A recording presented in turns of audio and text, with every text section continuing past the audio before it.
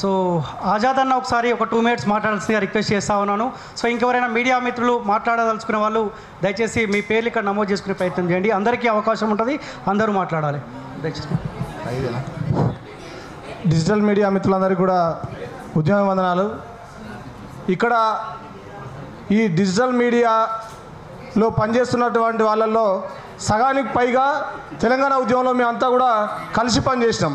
వీళ్ళంతా తెలంగాణ ఉద్యమకారులు, తెలంగాణ రావాలని చెప్పేసి కొట్లాడిన వాళ్ళు, అనేక కేసులు ఎదుర్కొన్న వాళ్ళు, అదేవిధంగా జైలుకు వెళ్ళిన వాళ్ళు కూడా ఇందులో చాలామంది ఉన్నారు. ఇక్కడ ఉన్న వాళ్ళంతా కూడా చదువుకున్న వాళ్ళు, పీజీలు, పిహెచ్డీలు, ఎంటెక్లు, బీటెక్లు, డిగ్రీలు చేసిన వాళ్ళు. వీళ్ళంతా కూడా ఈ తెలంగాణ ప్రజల యొక్క సమస్యలను ప్రభుత్వాల దృష్టికి తీసుకుపోవాలి, సమస్యల పరిష్కారంలో తమ వంతు పాత్ర పోషించాలని చెప్పేసి తమ జీవితాలను త్యాగం చేస్తూ ఇక్కడ వీళ్ళు ఈరోజు డిజిటల్ మీడియా నడుపుతున్నటువంటి వాళ్ళందరూ కూడా. అయితే ముఖ్యమంత్రి గారు మాట్లాడిన మాటల్లో ఒక అంతరార్థాన్ని మనందరం కూడా అర్థం చేసుకోవాల్సిన అవసరం ఉంది. ఏం మాట్లాడుతున్నాడు? వాళ్ళు మాట్లాడే భాష, వాళ్ళ సంస్కృతి, అదేవిధంగా సీనియర్ జర్నలిస్టులకు వాళ్ళు ఇచ్చే గౌరవం, ఇవి చూసినప్పుడు నాకు స్టేజ్ మీద నుంచి కిందికి పోయి చెంప వలకూడదని చెప్పేసి నవ్వుతూ ఏదో వెకిలి మాటలు మాట్లాడుతూ ఉన్నాడు. ఎంత దుర్మార్గం ఇది! ప్రజాస్వామ్య పాలన అంటున్నావు, ప్రజాపాలన అంటున్నావు. నీవు అడ్వర్టైజ్మెంట్లు ఇచ్చి నడిపే పత్రికలు, మీడియా ఛానళ్ళు కావు ఇవి నిరంతరం వాళ్ళు స్వయంగా అనేక త్యాగాలు చేస్తూ జనం సమస్యలను గ్రౌండ్లోకి తీసుకెళ్ళి రిపోర్ట్ చేస్తున్న వాళ్ళు. కాబట్టి నువ్వు భయపడవు, ఇవ్వాలి డిజిటల్ మీడియాకు నువ్వు భయపడవు కాబట్టే వాళ్ళ మీద ఒక దుష్ప్రచారం చేస్తూ ఉన్నావు. నీ ప్రభుత్వాన్ని కూలగొడితే డిజిటల్ మీడియా వల్లనే కూలిపోతున్నటువంటి ఒక భయం నీకున్నది కాబట్టే ఇలా నువ్వు డిజిటల్ మీడియా మీద దుష్ప్రచారం చేస్తూ ఉన్నావు. కాలు మీద కాలు వేసుకుంటే తప్పేందల్లా. సీనియర్ జర్నలిస్ట్ గౌరవించాలనేటువంటి విషయం వీళ్ళందరికీ తెలుసు. వీళ్ళంతా ఏదో సాధారణంగా వచ్చి మైకులు పట్టుకున్న కాదు. వాళ్ళు అనేక పోరాటాలు చేసి ఈ తెలంగాణను ప్రజాస్వామ్యకరించాలని చెప్పేసి వాళ్ళ వాయిస్ని రేజ్ చేస్తున్న వాళ్ళు వీళ్ళంతా. ముఖ్యమంత్రి, నువ్వు తెలంగాణ ఉద్యమంలో చంద్రబాబుతో కలిసి ఉన్నావు. నీకు తెలుసో తెలియదో ఆ రోజు మాట్లాడినాం మేము, పెన్నులపై మన్ను కప్పితే గన్నులై పేలుతాయని చెప్పేసి.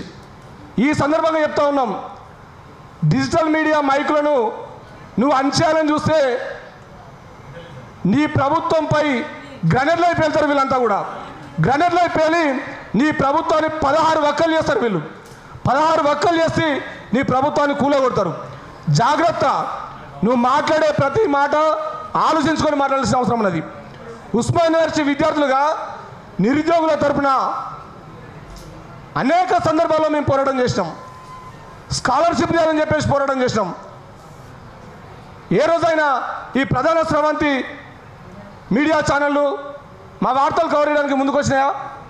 ప్రతి సందర్భంలో మీ పోరాటాలకు మేమున్నామని చెప్పేసి ఇలా డిజిటల్ మీడియా సోదరులంతా కూడా మాతో పాటు ప్రజా సమస్యలను ఎలుగెత్తి చాటుతూ ఉన్నారు.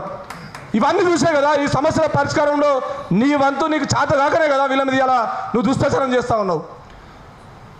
4th ఎస్టేట్ అని చెప్పి మాట్లాడుతూ ఉంటాం.